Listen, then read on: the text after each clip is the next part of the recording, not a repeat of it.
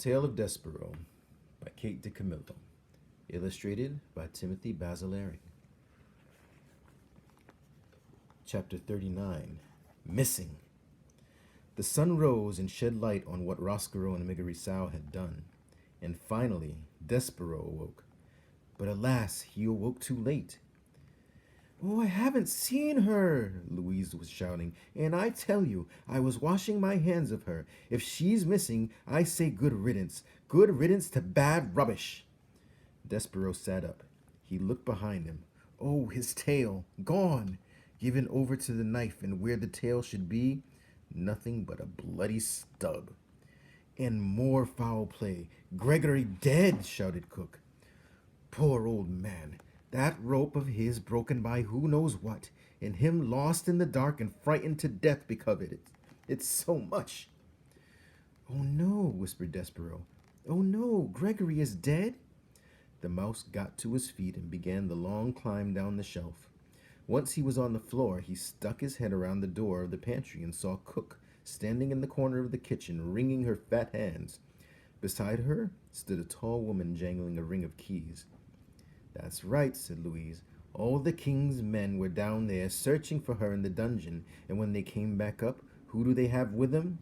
They have the old man. Dead! And now you tell me that Mig is missing, and I say who cares?" Despereaux made a small noise of despair. He had slept too long. The rat had already acted. The princess was gone. "What kind of world is it, Miss Louise, where princesses are taken right from under our noses, and queens drop dead, and we cannot even take comfort in soup?" And with this, Cook started to cry. "Shh," said Louise. "I beg you do not say that word." "Soup," shouted Cook. "I will say it. No one can stop me. Soup, soup, soup." And then she began to cry in earnest, wailing and sobbing. "There," said Louise. She put a hand out to touch Cook, and Cook slapped it away. "It will be all right," said Louise. Cook brought the hem of her apron up to wipe at her tears. "It won't," she said. "It won't be all right ever again. They've taken our little darling away. There ain't nothing left to live for without the princess."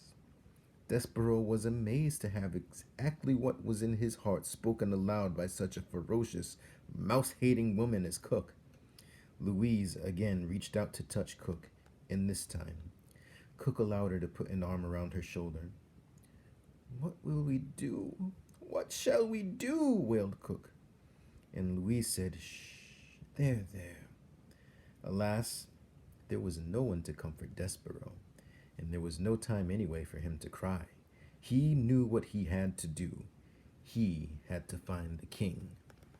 For having heard Roscoe's plan, reader, Despereaux knew that the princess was hidden in the dungeon, and being somewhat smarter than Miguel, he sensed the terrible unspoken truth behind Roscoe's words. He knew that Mig could never be a princess, and he knew that the rat, once he captured the pea, would never let her go. And so, the small mouse who had been dipped in oil, covered in flour, and relieved of his tail, slipped out of the pantry and past the weeping ladies. He went to find the king.